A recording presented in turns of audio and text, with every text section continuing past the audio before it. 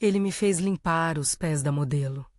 E o detalhe que ele jamais imaginou, não fazia ideia de quem, naquela casa, assinava os cheques que mantinham o brilho do sobrenome dele.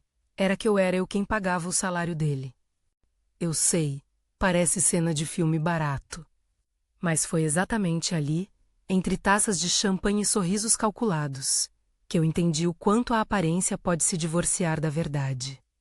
Se inscreve no canal e conta nos comentários se você já passou por uma humilhação parecida. Eu preciso que você me acompanhe até o fim dessa história. Quando fecho os olhos, volte comigo àquele dia como se fosse hoje. A grande sala de eventos tinha luz dourada que caía como líquido sobre os convidados.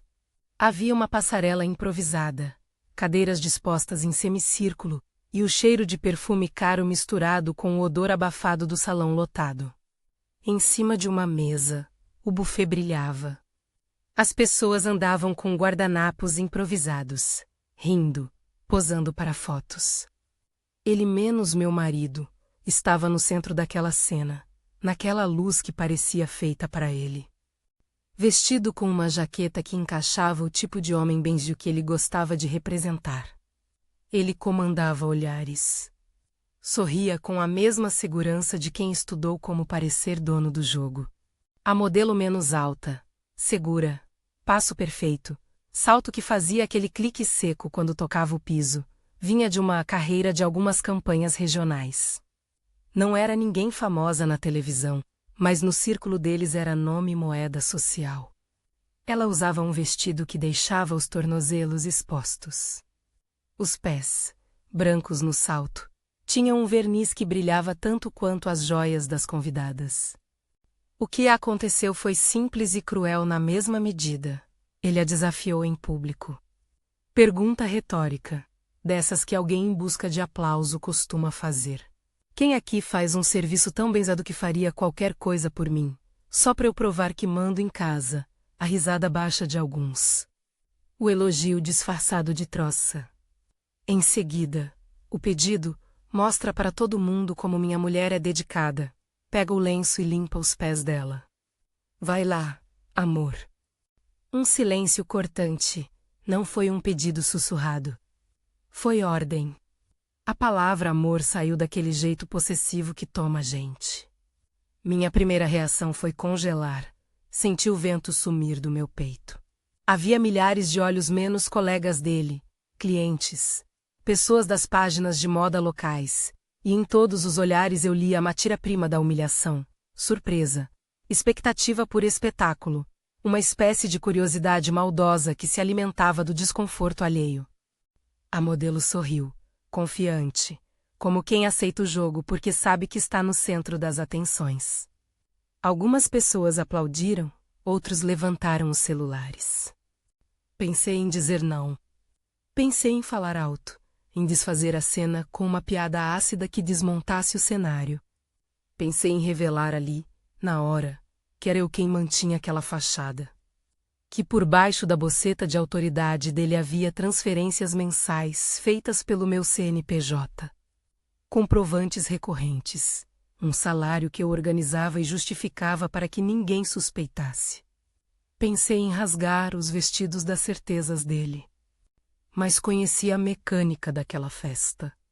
Aquele palco era a moeda de quem sabia manipular pequenas humilhações como prova de poder.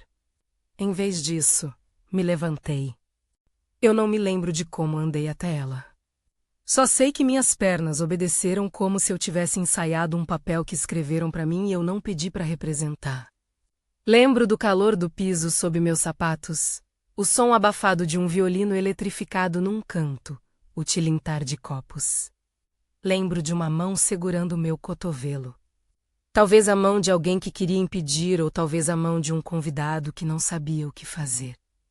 Minha boca estava seca. Meu coração batia com uma precisão que me dizia que ali algo na minha pele havia morrido e precisava ser remendado depois. Agachei-me. O lenço caiu na minha mão como um pedaço de papel molhado. O tecido tinha um cheiro que misturava perfume da modelo com um produto de limpeza qualquer, uma espécie de perfume de luxo diluído em álcool.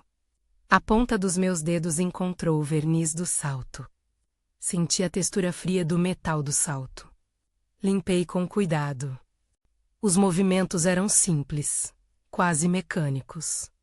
O ruído de pano roçando o couro parecia mais alto do que o som de conversas à minha volta. Fui consciente de cada detalhe, o ombro reto da modelo, o olhar de desprezo do meu marido, o sorriso contido dos que achavam graça. Enquanto limpava, alguma coisa dentro de mim começou a rachar. Não era só vergonha.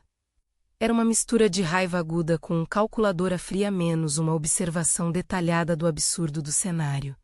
Quantas vezes, naquele casamento, eu tinha engolido pequenas migalhas de desrespeito porque era mais prático manter a aparência. Quantas vezes eu tinha pago por jantares em nome dele, organizado viagens que alimentavam o ego dele. Mantido contas e contratos com um sorriso no rosto enquanto ele mostrava posturas de liderança para a galera. E eu ali, ajoelhada, com as mãos tocando a sola do sapato de alguém que estava ali acima de mim no palco social que ele tanto adorava. As pessoas filmaram.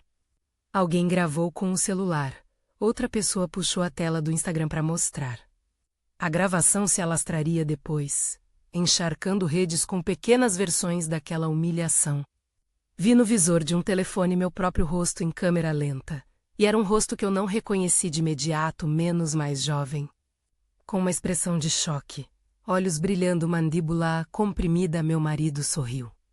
Aquele sorriso que sempre me avisava que eu não era mera parceira, mas um acessório de cena. Quando terminei, levantei o olhar. Ele estava lá, no pedestal do orgulho, a cabeça levemente inclinada como se dissesse para a plateia: viu, sou o homem. Olha que ela fez por mim. A modelo sorriu com cortesia, fez um aceno breve, e a audiência respondeu com um murmurinho de aprovação. Ninguém, além de mim, pareceu enxergar o absurdo, eu, curvada, enxugando o prazer do outro com um lenço que nunca pertenceria a mim. Depois, a noite continuou como se nada tivesse acontecido. O Diário da Justiça retomou, as conversas voltaram ao protocolo, e eu fui para um canto, respirando como se tivesse corrido uma maratona. Não chorei ali, não pela vergonha, não na frente deles. Chorei muitos dias depois, sozinha, em casa, com a luz miserável do corredor, quando a memória do evento fazia meu corpo tremer de raiva contida. Mas essa cena não nasceu do nada. É preciso voltar 15 anos, ou talvez só 5. Porque o tempo em que a gentileza vira obrigação é relativo, para entender como chegamos àquele ponto em que ele poderia. Sem pensar 2 vezes, pedi para eu me rebaixar ali no meio dos outros. Nós nos conhecemos num lançamento de uma pequena galeria. Eu tinha um emprego estabelecido, minha própria rotina, contas que eu pagava sem drama. Ele tinha o tipo de carisma que ocupava espaços. Conversava com todo mundo e deixava rastros de histórias engraçadas. Dizia que era empreendedor, que fazia consultoria criativa para marcas. Ele falava com as mãos, e as pessoas riam. Eu, na época, apreciava aquele jeito livre. Achei que poderia ser bom ter alguém que me desafiasse intelectualmente e que soubesse tirar sarro das pequenas tragédias do dia a dia. Casamos 1 ano depois. O casamento foi uma festa que eu, discretamente, ajudei a orquestrar, contratei a assessoria. Escolhi a equipe de som e segurei o orçamento enquanto ele fazia o discurso brilhante. Pode soar estranho dizer ajudei como se aquilo fosse um favor. Na verdade, era parte de uma dinâmica que eu já considerava natural. Eu tinha empresa, era responsável por uma equipe de 15 pessoas. E o fluxo financeiro do meu negócio permitia o conforto que nós ostentávamos. Havia dias em que eu fazia planilhas pela manhã, à noite. Assinava cheques para manter uma vida que, socialmente, pertenceu a nós dois. No começo, ele colocava o sorriso de quem assumia riscos. Dizia que precisava de tempo para crescer a agência dele, que logo retribuiria. Eu ouvi, investi em silêncio. No começo, parecia parceria, eu financiando projetos e ele entregando imagem. Acontece que imagem é instável. E discursos inspiradores muitas vezes se transformam em explicações vagas quando as transferências param de cobrir as contas. Foram pequenas coisas que me alarmaram. No começo eram piadas. Você sempre dá um jeito, dizia ele, com um tom que escondia um pouco de gratidão e muito de condescendência. Depois vieram as recusas de planejar junto. Deixa comigo. Eu resolvo. Um deixa que significava não vou te envolver nos detalhes porque isso é coisa do homem, da mulher. Dependendo da necessidade da hora. Ele gostava de ostentar cartões de visita que eu imprimia, eventos que eu agendava e falar de contratos que, na real, tinham sido convertidos em pagamento por mim.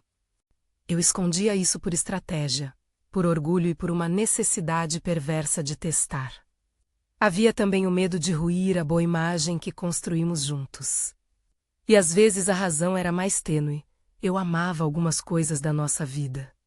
Amava o jantar de sábado, as viagens que fizemos, o jardim que ele cuidava no apartamento. Achava que revelar tudo podia transformar um relacionamento em transação, e eu não queria isso. Preferia a mistura de romance e teatro que nos mantinha funcionais. Mas segredos têm o poder de corroer. Eles se acumulam como moedas debaixo de um tapete até que uma ponta de salto mais tarde as descubra. Nos últimos meses antes do evento, a tensão tinha virado sinfonia. Ele passou a ridicularizar minhas recomendações em público. Claro, minha mulher que resolve isso, dito com a língua nos dentes, como se diminuísse o meu trabalho. Em reuniões com amigos, ele comentava projetos que, na verdade, foram todos redigidos pela minha equipe. Pediu a conta de um jantar e fingiu surpresa quando eu insisti em pagar metade. Pequenas exibições de masculinidade que, juntas, criavam um padrão de diminuição. Sempre que eu pensava em confrontá-lo, algo me freava. A estratégia de manter o silêncio parecia, por um tempo, a opção menos dolorosa. Eu ganhava tempo, o que me permitia planejar passos maiores. Afinal, quem expõe sem ter prova se transforma em narradora de ressentimento. A minha decisão, no fundo, sempre foi esperar por um momento onde a verdade teria peso prático suficiente para alterar o jogo, não apenas para me vingar, mas para restaurar limites e exigir respeito. Naquele evento, ao ser forçada a limpar os pés da modelo, algo dentro de mim que havia sido amarrado com paciência e tática começou a desatar. Eu senti que precisão e oportunidade finalmente se encontravam. Não seria um grito naquela sala. Não seria uma cena de barricada. Seria um movimento pensado. As humilhações acumuladas me deram clareza e raiva, e essas duas coisas juntas costumam virar estratégia. Saí da festa antes da hora, sem alarde. Andei sozinha por ruas que, de longe, pareciam menos iluminadas do que no meu peito. Cheguei em casa quando a madrugada já prometia outro dia qualquer. Fiquei acordada até o sol nascer. E nesse silêncio de apartamento eu fiz algo que deveria ter feito muito antes. Abri o arquivo onde guardava os documentos que eu não queria que ele encontrasse. Não era por maldade, era para ter uma segurança. Assinaturas, extratos, contratos comprovantes de pagamento mensais que iam da minha empresa para a dele. Transferências programadas, notas fiscais emitidas, recibos assinados com o nome dele como remuneração. Tudo lá, organizado, como quem cola peças de um quaquaqui. Até então, eu usava apenas para me orientar. Havia motivos para manter tudo assim eletrônico. Arrumado, quando você cuida de um negócio, a organização é parte da sobrevivência. Quando você decide, por amor ou convicção, suportar parte das despesas de alguém que ama, os comprovantes viram conforto e dor. Eu os conhecia como quem conhece um ex-amante. Por trás de cada documento havia uma história de investimento, de esperança, de erro. Vi a linha do tempo de doações econômicas, de pagamentos de salários fictícios, de justificativas contábeis para manter a imagem do meu marido. Li descrições neutras que agora ardem em minha mente: remuneração, consultoria, contrato de prestação de serviços. Naquele momento, com a luz fraca do computador e a cabeça latejando, entendi o poder contido naquela pasta. Não era poder de humilhar, era poder de verdade. Se eu expusesse aquilo, não seria com o intuito de esmagar, mas de fazer justiça menos formal, prática. Mostraria que a aparência era construída sobre as minhas transferências. Que aquele homem que mostrava orgulho era, na prática, dependente de mim. Não para humilhá-la, como Bingham, a infantil, mas para cortar o fio invisível que o permitia continuar a me diminuir publicamente. A decisão não foi imediata. Havia um cálculo moral. Expor implicaria consequências para ambos. Implicaria colocar à vista um casamento que muitos acreditavam ser o reflexo de uma parceria igualitária. Eu pensei nas pessoas que trabalhavam comigo. Nas repercussões para minha empresa se eu transformasse uma vida privada em caso público. Mas também pensei naquilo que senti ajoelhada no meio do salão, um fio de ódio transformado em clareza.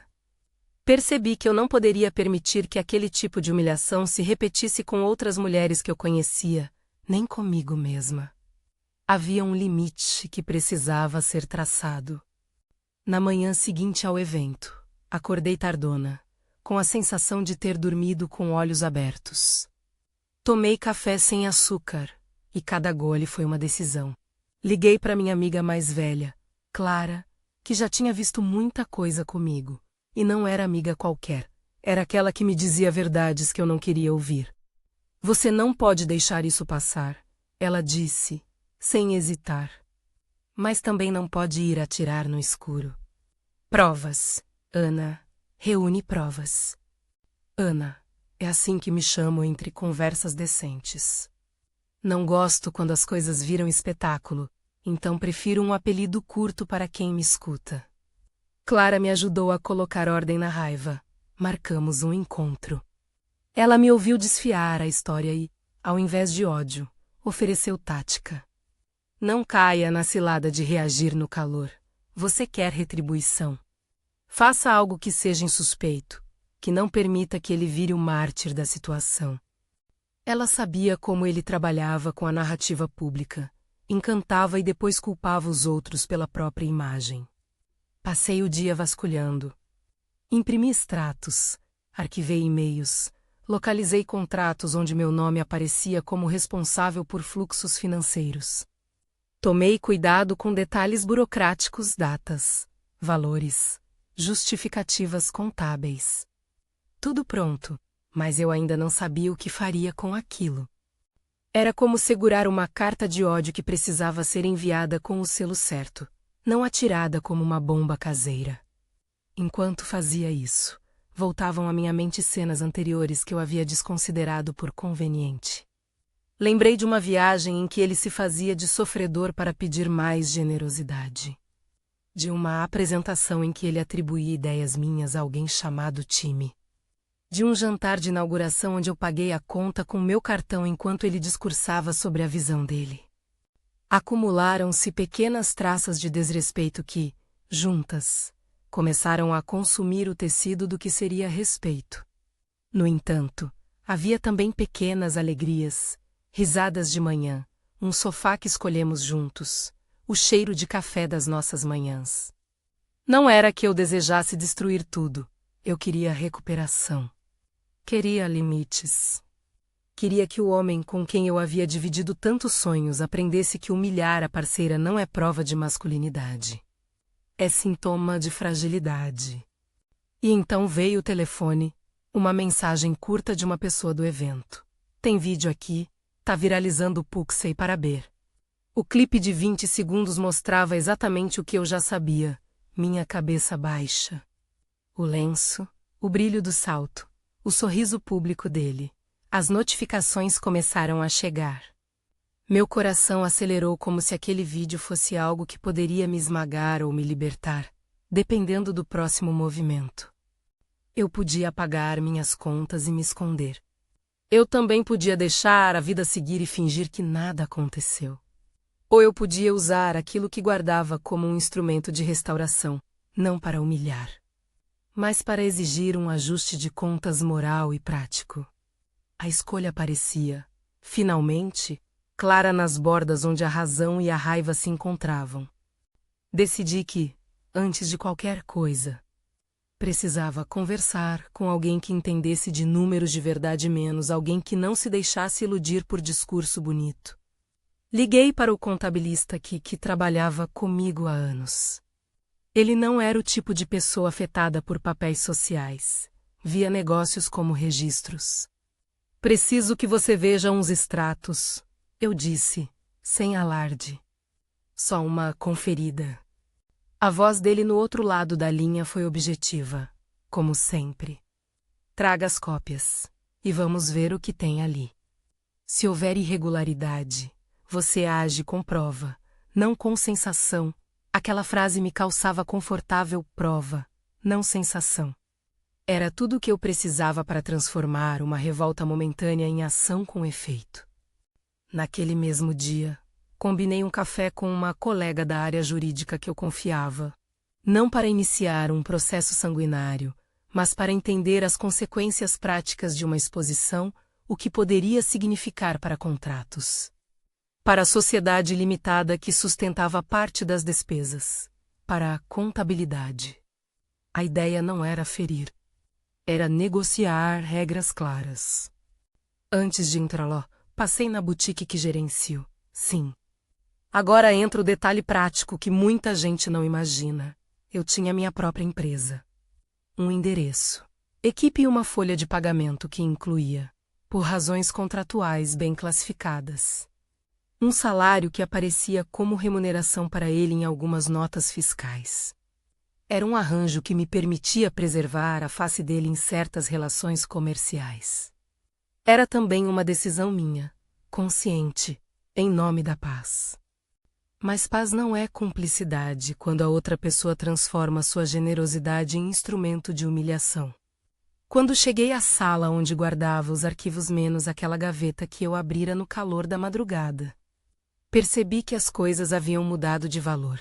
A humilhação do lenço não foi apenas um ato isolado.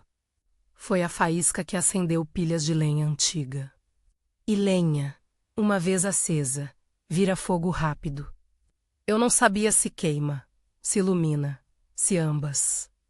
Só sabia que precisava escolher a direção do vento. Entrei no carro, fechei a porta e respirei fundo.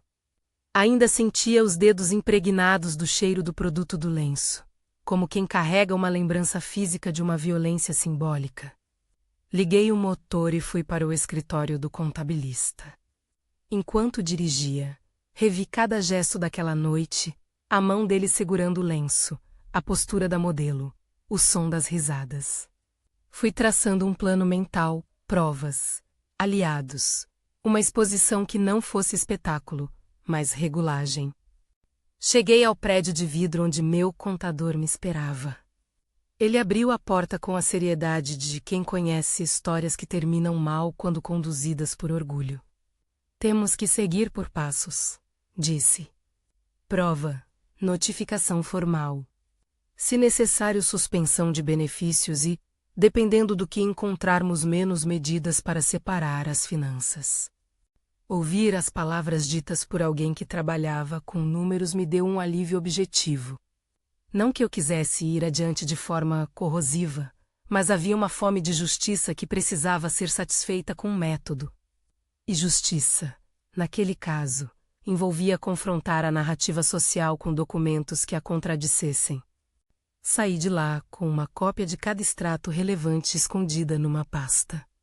Ainda me lembrava do melhor momento daquela reunião, quando o contador, sem nenhum efeito dramático, olhou para mim e disse: "Você tem duas opções. Coloca isso tudo no ataque público e vira a vítima que busca aplauso. Ou organiza tudo, define seus limites. E atua com foco na retribuição justa." Gosto da palavra retribuição quando ela vem acompanhada de justiça. Queria retribuir de forma que ele perdesse o privilégio ilusório que o permitia diminuir outras pessoas. Ao sair do prédio, uma ideia começou a se formar como se tivesse sido desenhada em silêncio. Usar os próprios documentos como instrumentos de reparação e não de espetáculo. Mostrar, não para humilhar por prazer, mas para encerrar a narrativa que concedia ao meu marido a licença para dominar a cena pública às minhas custas. Naquele dia eu não falei com ele. A última mensagem que enviei foi neutra: preciso conversar. Em casa, hoje, às 20 horas, ele respondeu com um emoji tudo bem. Sempre achei extraordinária a capacidade de alguns homens em reduzir urgência e profundidade com um emo. Fui para casa e passei a tarde preparando o que precisava de silêncio, cartas, cópias, uma lista de testemunhas que poderiam confirmar contrapartidas. Fui juntando o que me pertencia e o que pertencia à verdade. Às 8 em ponto, ele chegou com aquela aura de quem foi bem recebido em algum lugar.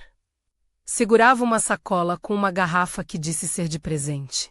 Sentei-o à mesa, não chorei. Não aceitei desculpas antecipadas. Apresentei-lhe um envelope com cópias do que poderia provar tudo, e não disse uma palavra sobre minha intenção final. Às vezes, a maior arma é a preparação silenciosa.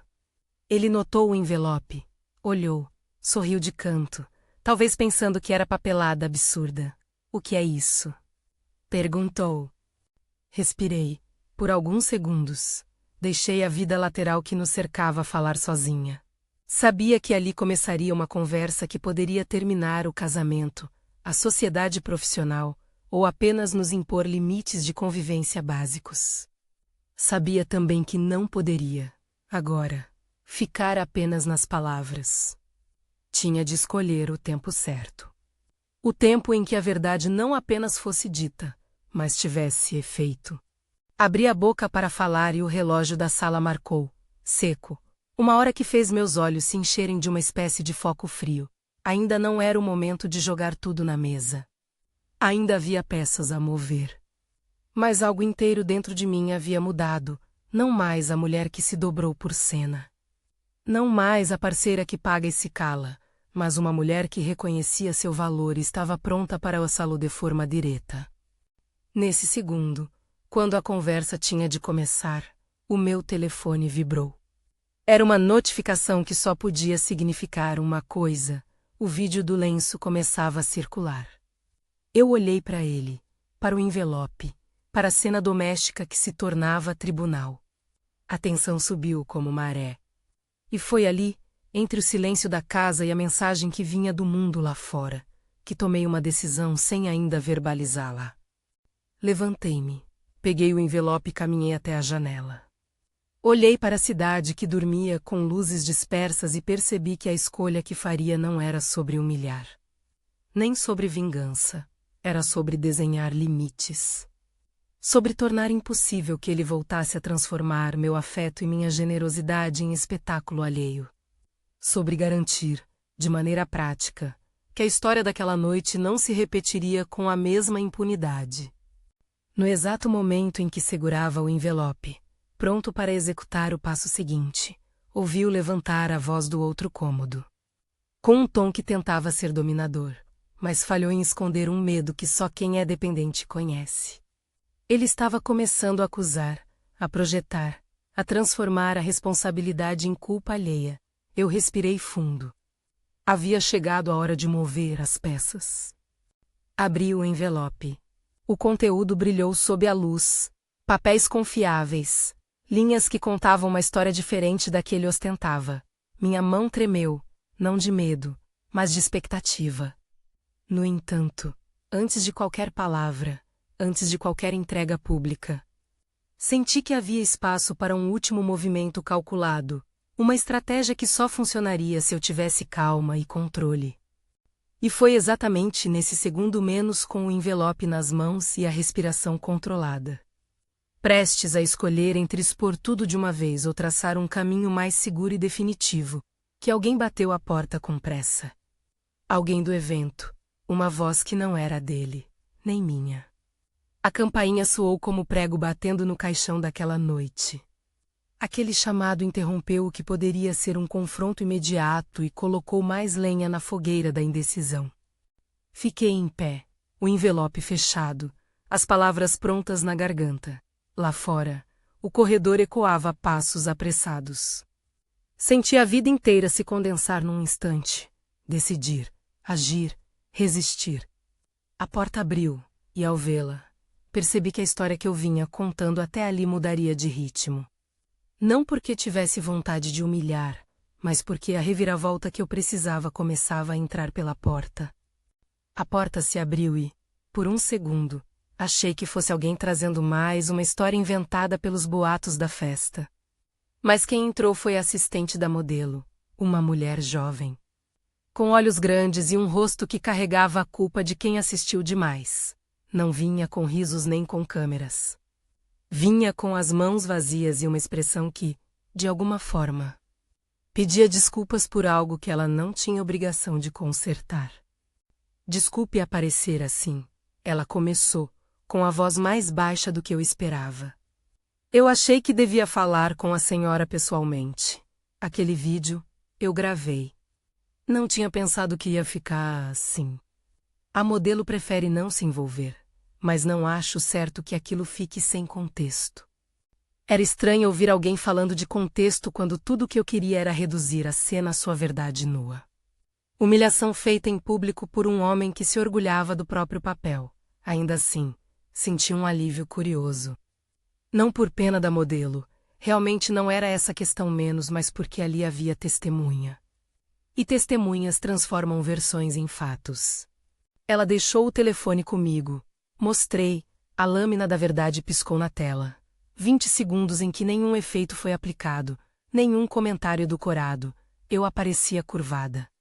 O lenço era um objeto simples, mas o que ele carregava era muito maior.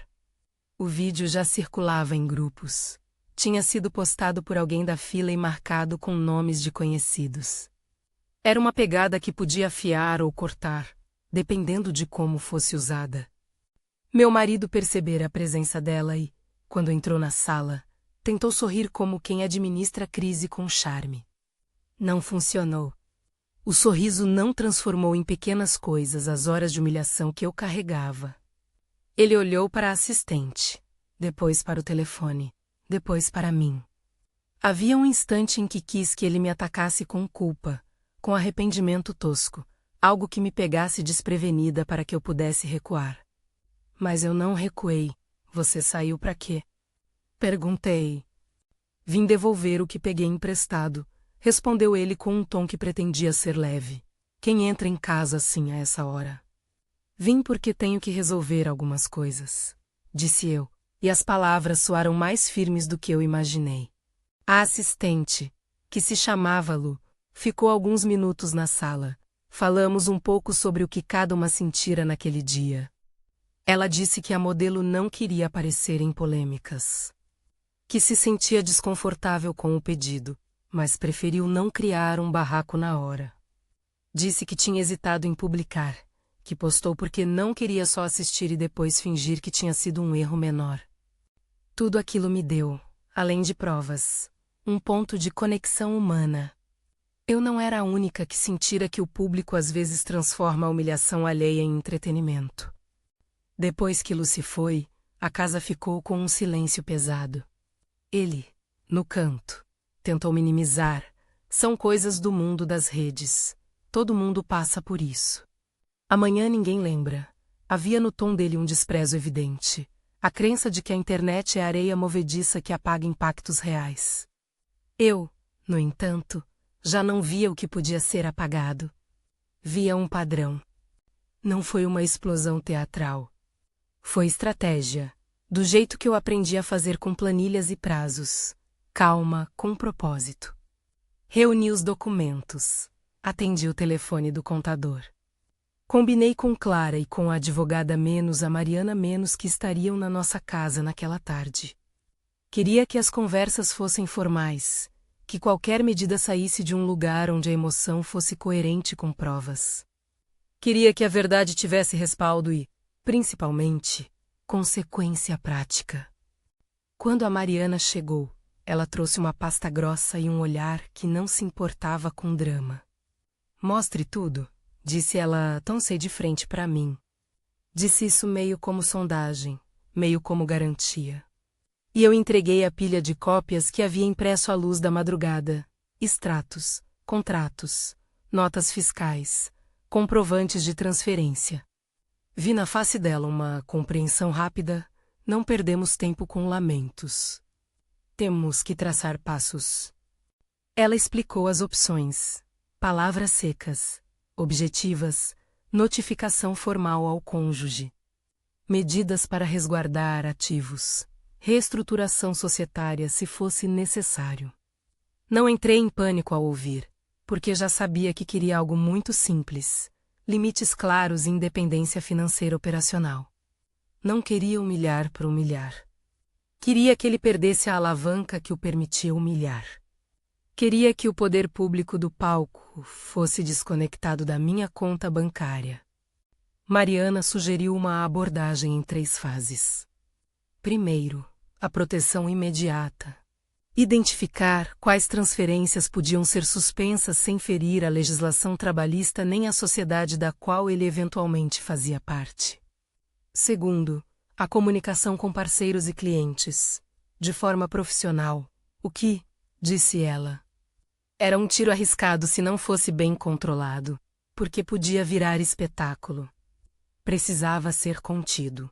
Terceiro, se necessário, a separação societária, requerer a alteração do contrato social da empresa que eu mantinha, dependendo do que encontrássemos em termos de vínculos contratuais. Essas palavras me deram a sensação exata de alguém abrindo uma porta. Há um caminho que pode ser trilhado sem que se precise gritar nas redes. E eu, historicamente, sempre preferi as estradas bem demarcadas àquelas que descem ladeira escorregadia. Chamamos também o contador ao nosso escritório naquela tarde. Ele fez um inventário técnico, friamente. Há pagamentos recorrentes, disse, folheando planilhas como quem olha para uma lógica interna. Alguns aparecem como remuneração, outros como honorários. Há notas emitidas e contrapartidas que, juridicamente, são plausíveis. A questão é outra. Qual é o cenário que vocês querem construir? Ele me olhou com o tipo de curiosidade que se concentra em dados. Descrevi para eles meu objetivo, que ele perdesse, de forma prática, a possibilidade imediata de usar a minha generosidade como ferramenta de poder. Pedi que mirassem no coração da questão, o dinheiro que ia para contas dele, o acesso a cartões, os contratos em que meu nome garantia a continuidade. Queria que me dessem tempo, não desejava uma implosão pública. Queria estabelecer um novo contrato de convivência ou, se possível, encerrar formalmente os laços que permitiam o abuso. Enquanto eles trabalhavam, eu senti uma calafrio de culpa. Não por querer impor limites.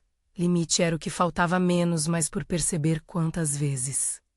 No passado, eu preferia a aparência ao confronto. Era uma culpa quase maternal, em nome da manutenção de um projeto de vida.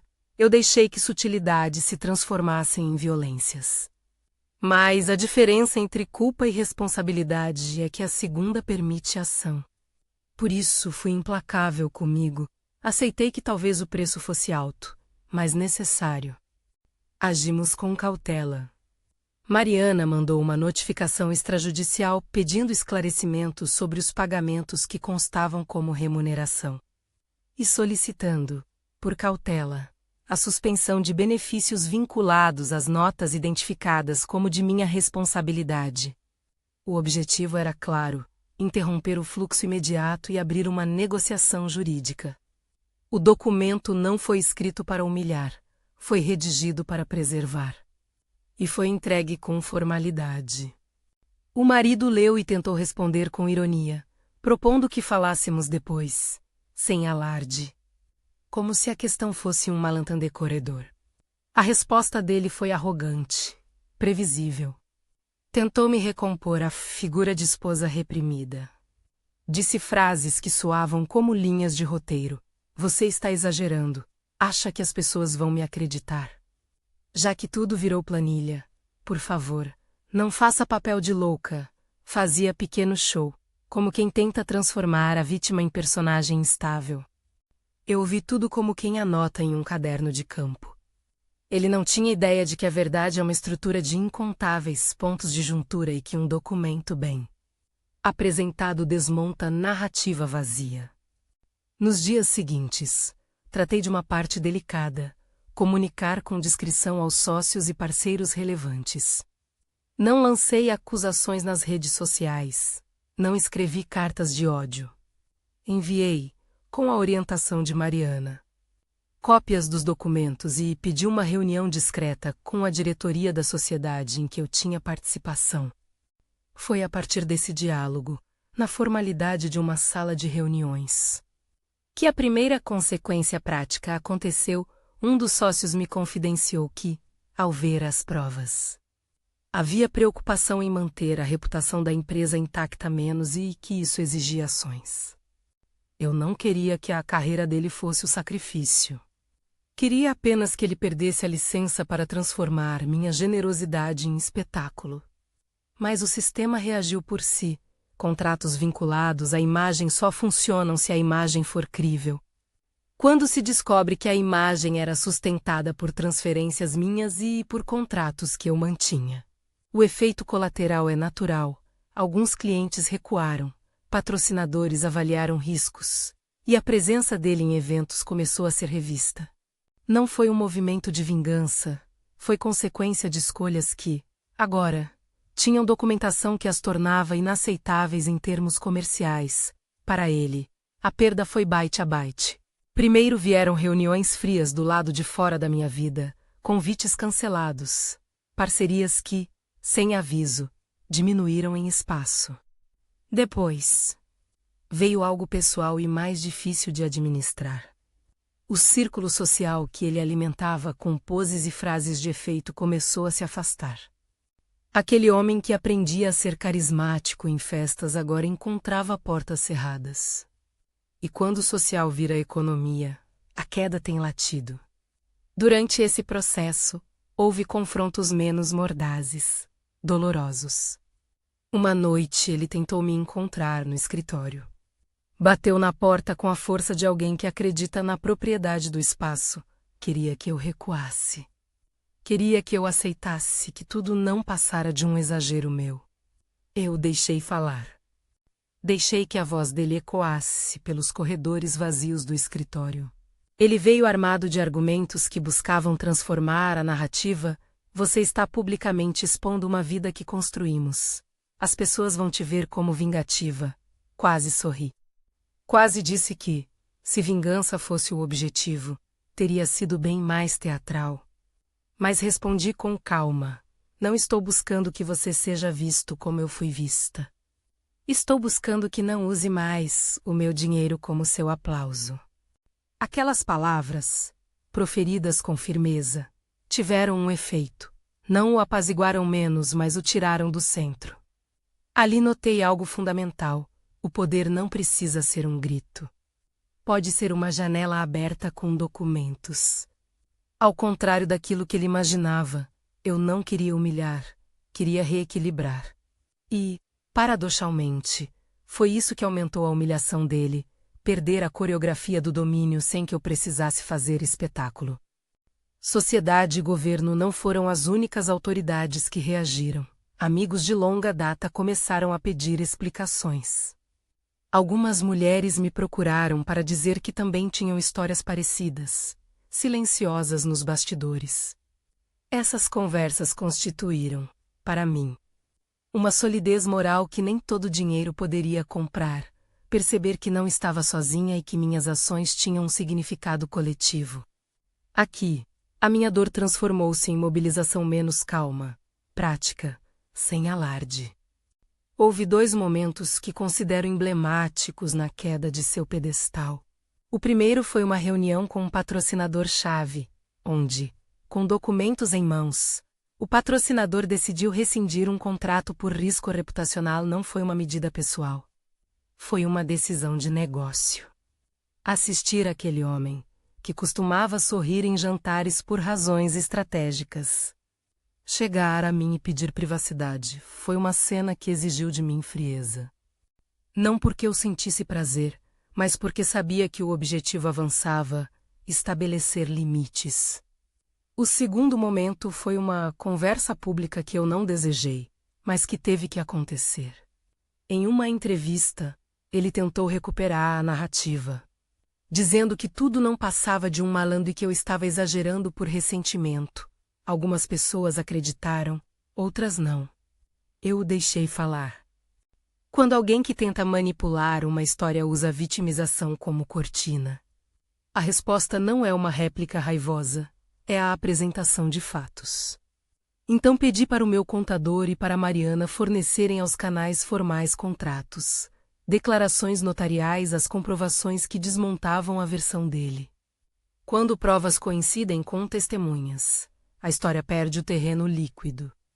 Em meio a isso, houve um episódio que me marcou de forma quase física, um telefonema do diretor artístico de um espaço cultural onde ele costumava discursar com desenvoltura. Ele pediu para que eu buscasse um acordo de convivência, porque havia repercussões contratuais com a imagem do local. É complicado, disse ele, e eu percebi, naquele tom, que aquilo não era só sobre ele, era sobre a soma de escolhas que nós tomamos enquanto casal. As consequências se entrelaçam. Na esfera privada, decidi que a convivência estava insustentável. Pedi que fôssemos morar separados por um tempo, tanto por minha necessidade de respirar quanto para processar emocionalmente o foco que a situação exigia. Isso não foi um golpe teatral. Foi um passo prático. Organizei a logística com a mesma precisão com que organizava um projeto. Mudamos objetos. Guardamos memórias em caixas. Fizemos a transferência de contas que eram necessárias para proteger a saúde financeira da minha empresa e, ao mesmo tempo, garantir que nossos vínculos fossem realinhados. Separar, em termos práticos, foi pedir o que sempre deveria existir: respeito e transparência. Ele reagiu como se eu o tivesse condenado. Houve linguagem dura e acusações. Sempre haverá menos, mas eu mantive o roteiro: proteger ativos, encerrar privilégios, clarear responsabilidades. Fizemos um acordo de convivência provisório, com a supervisão de Mariana, que incluía a cessação imediata de pagamentos não justificados à sua conta e a devolução de cartões vinculados às nossas finanças compartilhadas. A sensação foi rígida, mas necessária. A decisão de me afastar foi, porém, apenas uma parte. Havia algo que eu precisava reconstruir em mim: a autoestima. Ser humilhada em público não é um ponto de partida nulo, é uma cicatriz que precisa de tempo para sarar. Procurei terapia. Não porque eu acreditasse ser frágil, pelo contrário menos, mas porque queria aprender a recompor meus limites emocionais. A ressignificar eventos e a olhar para o que se perde quando se economiza a própria dignidade em nome de fotografias bonitas. A terapia me deu lentes para ver onde havia cedido demais em nome do que era prático. Descobri que havia uma zona cinzenta entre concessão e autoanulação, um lugar onde eu frequentemente me refugiava para evitar conflitos. Essa descoberta foi libertadora, não porque justificasse nada, mas porque me permitiu tomar decisões conscientes. Passei a desenhar regras próprias que não mais dependeriam de interpretações alheias. Com o tempo, o marido perdeu alguns contratos, tal como previsto. Mas algo que me surpreendeu foi a reação de algumas mulheres em meu círculo. Elas se aproximaram com histórias, pequenas e grandes humilhações que também carregavam capas de normalidade. Organizar um encontro, ouvir essas narrativas, foi uma experiência que me deu um lugar moral de ação. Não me tornei uma ativista política repentina, mas passei a dedicar tempo a aconselhar amigas e colegas sobre como documentar e lidar com questões financeiras em relacionamentos. Não ofereci soluções mágicas. Falei de passos práticos que eu mesma havia tomado: guardar provas, falar com um contador, procurar consultoria jurídica. Sempre reforçando: procure orientação profissional específica. Reparar minha autoestima também envolveu ações práticas no âmbito da minha empresa. Reforcei processos, garanti que a governança estivesse clara e transparente, para que nenhum poder unipessoal voltasse a recriar aquela dinâmica. Reestruturei contratos, busquei separação de funções, tudo com a presença de contador e advogada. A sensação de controlar a situação financeira foi, curiosamente, o remendo mais efetivo para a humilhação que me havia reduzido a um lenço. Quando, meses depois, encontramos um desfecho jurídico que assegurou que o pagamento automático que ele recebia fosse interrompido e que suprimisse o acesso dele às contas conjuntas, senti uma forma de paz. Não foi alegria de vingança. Foi a contenção de uma ferida que finalmente deixava de sangrar. Ele reagiu com raiva, palavras duras em mensagens que eu mantive em arquivo. Eu as li, fiz cópias e depois apaguei. Não porque quisesse esquecer menos, a memória é a ferramenta menos, mas porque não queria que o rancor me guiasse. O processo não foi simples, nem rápido. Tive dias em que duvidei de tudo. Tive noites longas onde a sensação de falha me cobriu como uma névoa.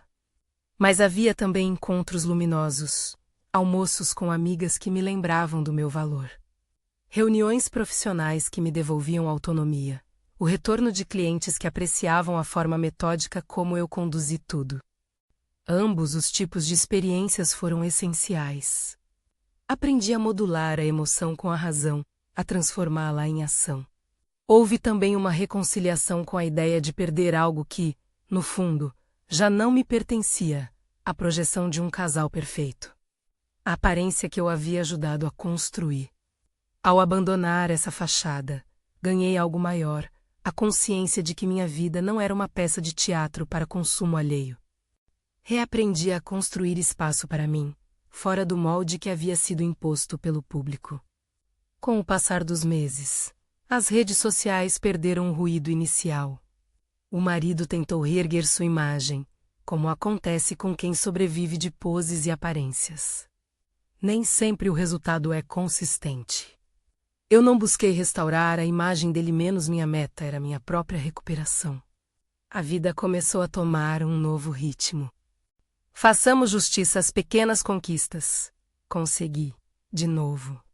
A calma para tomar decisões sem que uma plateia me forçasse a uma performance. Recuperei a dignidade de andar em pé, sem a sombra do lenço. Em paralelo a isso, um movimento que me surpreendeu foi a solidariedade prática de pessoas que eu nem imaginava. Colegas de trabalho organizaram um encontro onde falamos sobre equidade nas empresas. Amigas abriram oficinas sobre autonomia financeira. Clara e outras parceiras criaram um grupo de apoio. Essas iniciativas não foram um festival de autopromoção. Eram necessárias. O que elas proporcionaram foi uma rede prática em que nomeamos que humilhação e dependência financeira são problemas comuns e que têm soluções possíveis, passos lentos, legais e estruturados. Algumas pessoas me perguntaram se eu me arrependo de ter exposto a verdade.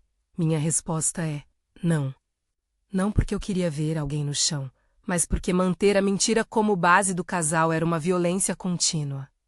A exposição foi um remédio duro, talvez, mas também foi uma forma de dizer: não permitirei que minha generosidade seja instrumentalizada para sustentar o orgulho alheio.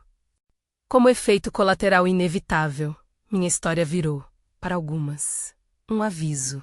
Recebi mensagens de mulheres que disseram: não sabia que isso podia ser organizado assim. Achei que era coisa minha. Essas palavras me mostraram que meu silêncio anterior, o que mantive nos primeiros anos, também funcionava como um espelho. Muitas se viam nele.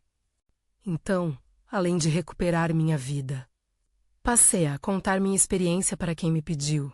Expliquei como juntei documentos, como procurei assessoria e o que funcionou pragmaticamente.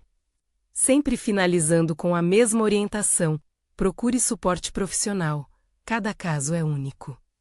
Documentos e acompanhamento técnico são ferramentas. Não substituem uma decisão pessoal. Do lado emocional.